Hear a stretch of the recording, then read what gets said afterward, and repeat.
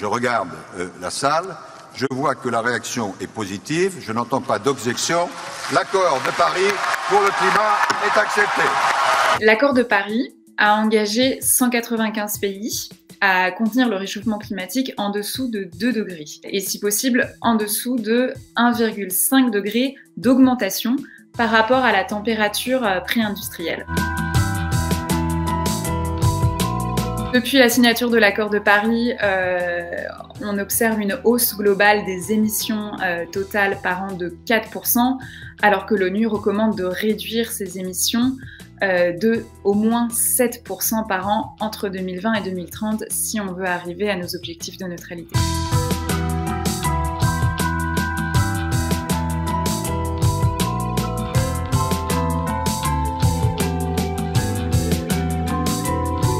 To put it simply, the state of the planet is broken. Humanity is waging war on nature.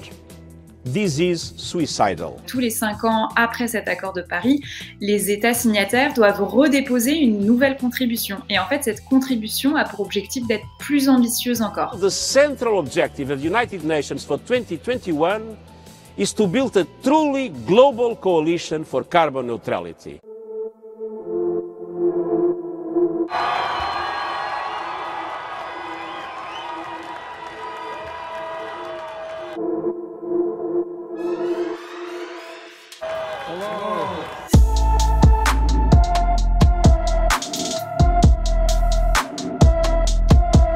John Kerry était le secrétaire d'État de Barack Obama à l'époque de la signature des accords de Paris sur le climat, et ça a été un des hommes clés de ces accords.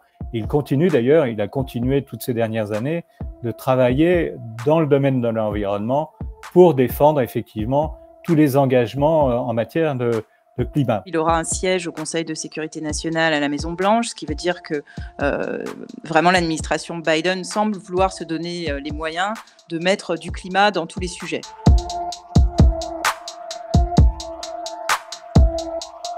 Trump a promu avant tout les énergies fossiles.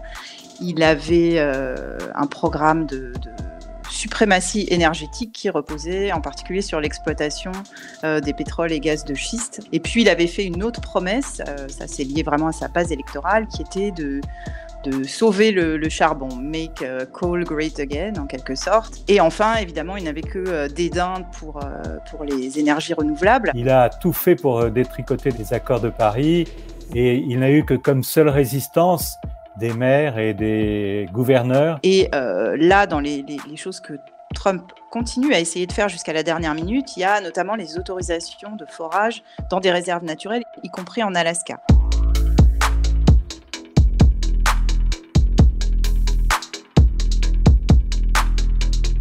I'm surprised by it. Vu le contexte aux États-Unis, c'est-à-dire à la fois la pandémie, la crise économique très sérieuse, on ne peut pas attendre à ce que l'administration Biden aille trop fortement et frontalement contre les énergies fossiles. Ça représente à la fois énormément d'emplois et ça représente aussi le moyen d'une certaine autonomie sur la scène internationale. D'abord, il n'est pas assuré d'avoir la majorité au Sénat. Il y a 2 élections sénatoriales qui peuvent faire pencher la balance en sa faveur, mais les sondages, a priori, ne sont pas très positifs.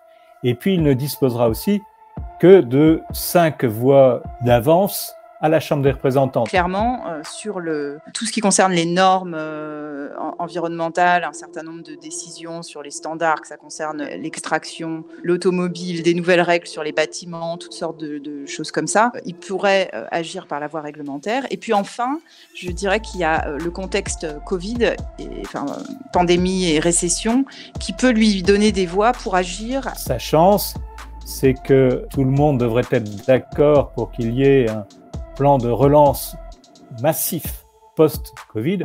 On parle de 3 à 4 000 milliards de dollars. Et dans le cadre de ce plan, il peut tout à fait inclure des mesures environnementales.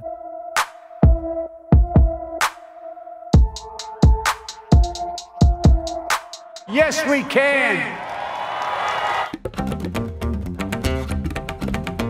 China will make tougher policies and take more stringent actions to achieve the peaking of carbon dioxide emissions before 2030 and strive to neutralize carbon neutrality before 2060. La Chine est un pays paradoxal parce qu'à la fois c'est le pays qui compte le plus sur l'énergie fossile et en particulier le charbon, puisqu'aujourd'hui ça représente à peu près 57 à 59% de sa consommation d'énergie, c'est le charbon, donc très polluant. Et en même temps, la Chine est le premier pays au monde en termes de production d'énergie renouvelable. 9% de la production mondiale d'énergie éolienne et 32% de l'énergie solaire. La Chine est un pays autoritaire, très centralisé. Il a les moyens, en tout cas, d'imposer un certain nombre de décisions à tous les niveaux de la société, et notamment dans les provinces, là où il y a de l'industrie, par exemple, polluante, pour faire en sorte que ces industries soit deviennent propres, soit ces industries disparaissent. Et d'ailleurs, c'est ce qui risque d'arriver. Elles disparaîtront pour aller s'installer ailleurs.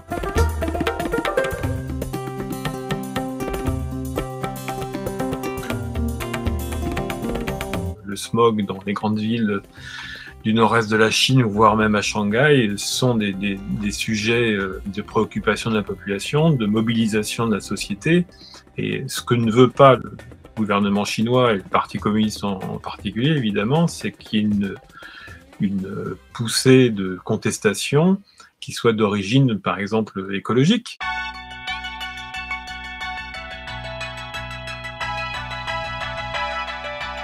Le gouvernement chinois, les autorités locales dans les grandes villes comme Pékin, par exemple, ont énormément fait pour réduire les émissions de CO2, les émissions de particules fines, etc. Il y a quand même aujourd'hui des études qui sont menées par des organismes étrangers, notamment américains. On s'aperçoit par exemple que les niveaux de particules fines, là, les PM2.5, ont chuté de 40% en Chine entre 2013 et 2017.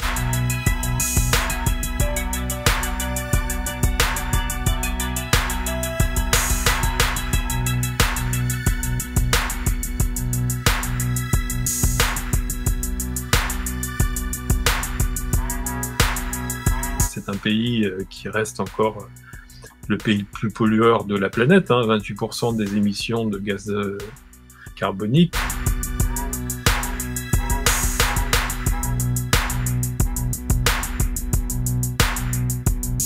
On s'est rendu compte là au cours des dernières années que les jours de ciel bleu azur sur la capitale ont nettement augmenté par rapport aux années précédentes. The European Green Deal is Europe's new growth strategy. I want Europe to become the first climate neutral continent in the world by 2050.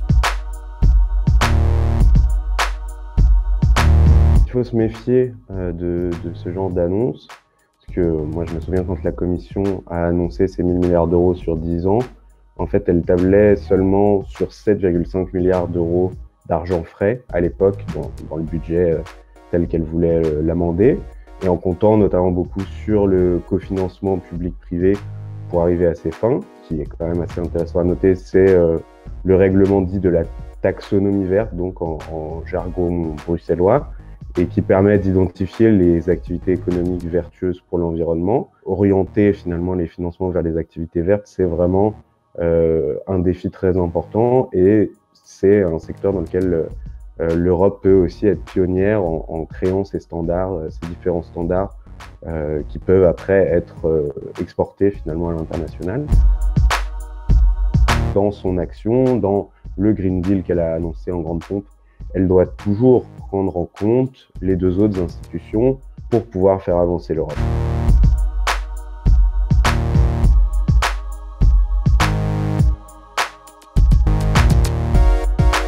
En se fixant un objectif de réduction d'au moins 55% de ses émissions de gaz à effet de serre d'ici 2030. Une étape très importante, même si on constate à la lecture des conclusions que notamment le partage des efforts entre les États membres reste encore à définir. Puis ce qui est intéressant aussi, c'est de voir cette volonté souvent soulignée notamment par la Commission, de ne laisser personne sur le bord de la route. Et donc, finalement, on en arrive à soutenir financièrement les États les plus réfractaires, et on pense notamment à la Pologne, qui est la plus vocale sur ce sujet. Les lignes de démarcation sont assez connues, c'est-à-dire qu'on a plutôt le nord de l'Europe qui est en avance, l'Europe centrale et l'Europe de l'Est qui est plutôt en retard, qui est encore très dépendante aux énergies fossiles.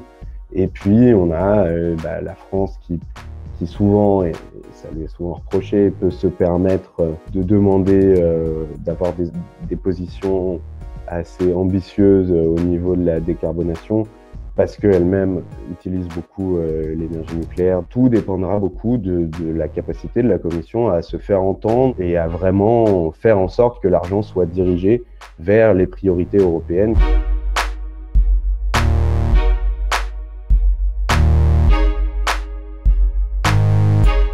C'est le cas du traité sur la charte de l'énergie qui a été signé dans les années 90 par des pays à la fois européens et non européens pour en fait protéger les investissements dans le secteur de l'énergie.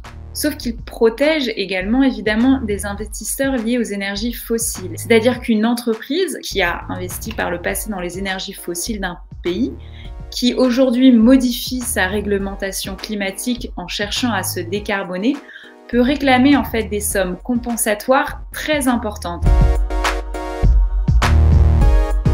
La Commission européenne, elle, est plutôt réticente à l'idée d'en sortir parce que l'ensemble des pays européens ne semblent pas tous d'accord pour aller dans ce sens. L'UE a donc préféré renégocier ce traité au lieu d'en sortir, mais beaucoup s'accordent à dire que ces négociations qui sont engagées avec tous les pays signataires de ce traité sont vouées à l'échec parce que l'unanimité est requise et elle est loin d'être acquise, de nombreux pays posant notamment leur veto comme le Japon.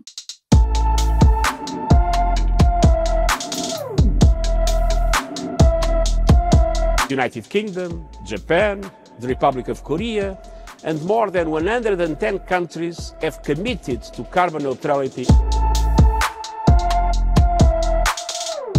We are in the beginning of a mass extinction, and all you can talk about is money. How dare you? Nature always strikes back, and it is already doing so with growing force and fury.